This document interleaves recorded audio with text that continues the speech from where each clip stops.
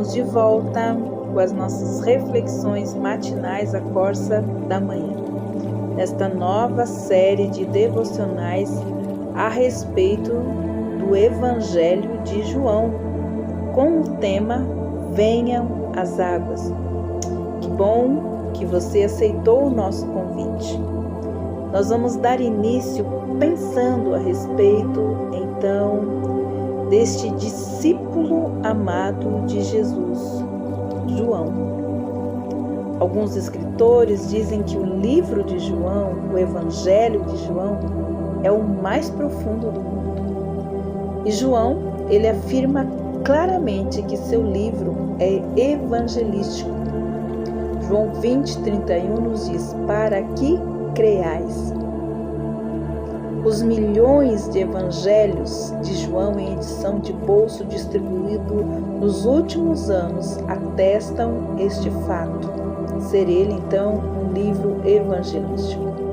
Mas também João é um dos livros favoritos dos cristãos maduros e devotos. João ele não fornece apenas os fatos da vida de Jesus, mas os seus longos discursos e as suas sensatas reflexões de um apóstolo que andou com Cristo. Seu evangelho contém um versículo mais conhecido do Novo Testamento, João 3,16, que Martinho Lutero chama de o Evangelho em poucas palavras.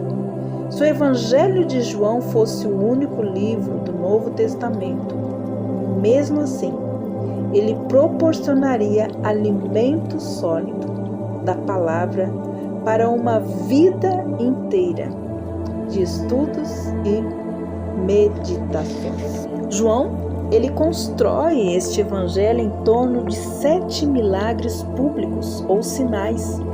Todos eles têm o propósito de mostrar que Jesus é Deus.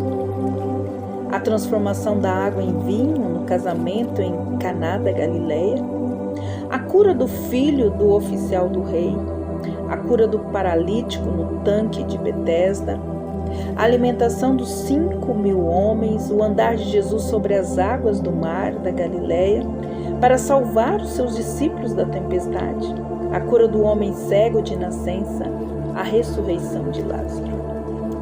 O quarto evangelho tem induzido mais pessoas a seguirem a Cristo, tem inspirado mais crentes ao serviço leal, tem apresentado aos estudiosos problemas mais difíceis que qualquer outro livro que pudesse ser citado.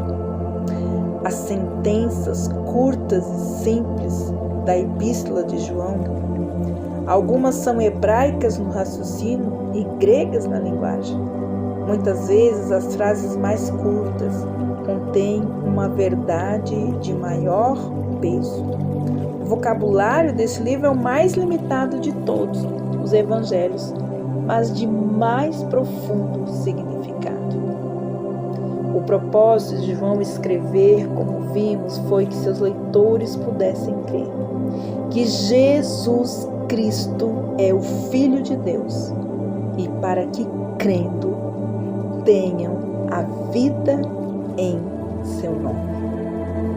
João, então, inicia o Evangelho falando a respeito do Verbo e começa assim, capítulo 1, versículo 1. No princípio era o Verbo, e o Verbo estava com Deus, e o Verbo era Deus. O Verbo, João está escrevendo aqui, então, esse discurso falando que a pessoa do Senhor Jesus Cristo, o Filho de Deus, Deus expressou-se totalmente à humanidade da pessoa no Senhor Jesus Cristo, vindo ao mundo. Cristo revelou perfeitamente como Deus é, morrendo por nós na cruz. Ele demonstrou o quanto Deus nos ama.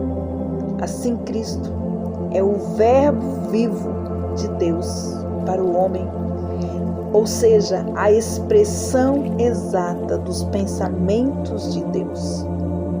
O Verbo, na na eternidade e também no tempo. No princípio era o Verbo. Ele mesmo não teve um começo, ou seja, mas ele existiu desde a eternidade. Para além de onde a mente humana pode ir, o Senhor Jesus já estava lá. Ele nunca foi criado. Ele não teve princípio. O Verbo estava com Deus. Ele tinha uma personalidade separada e distinta. Ele não era simplesmente uma ideia ou um pensamento ou algum tipo de exemplo vago, mas uma pessoa real que viveu com Deus. Ou seja, o Verbo era Deus. Ele não apenas estava com Deus, mas ele era Deus. A Bíblia, queridos, ensina que há um Deus e que há 3 pessoas na divindade: o Pai, o Filho e o Espírito Santo. Estas 3 pessoas são Deus. Nesse versículo, 2 pessoas da divindade são mencionadas: Deus Pai e Deus Filho.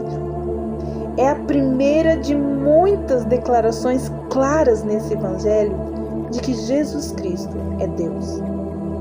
Não é suficiente dizer que Ele é um Deus, que Ele é semelhante a um Deus ou que Ele é divino. A Bíblia é clara a nos ensinar que Ele é Deus. Queridos, que Deus abençoe você. Guarde essa porção preciosa da palavra do Senhor. O Verbo, no princípio era o Verbo, e o Verbo estava com Deus, e o Verbo era Deus. Senhor Jesus, eu venho em Teu nome colocar esta nova série de meditações a Teu respeito, a respeito da Tua obra redentiva sobre nossas vidas e sobre todos aqueles que vierem a Ti. Só o Senhor tem poder de despertar sede e fome de quem Tu és. Que Teu Espírito traga sobre nós a revelação perfeita de quem Tu és. Que nosso espírito encontre refrigério e a nossa alma satisfação em quem Tu és. Louvado e engrandecido seja o nome do Pai. Senhor Jesus, abençoa Teus filhos e Tuas filhas que estão seguindo este momento, esse tempo. Que o Senhor os abençoe, que o Senhor os guarde e que o Senhor lhes dê água viva e paz. É o que nós Te pedimos e já Te agradecemos. Amém. Que Deus abençoe você e até amanhã com as nossas reflexões matinais, a Corsa da Manhã.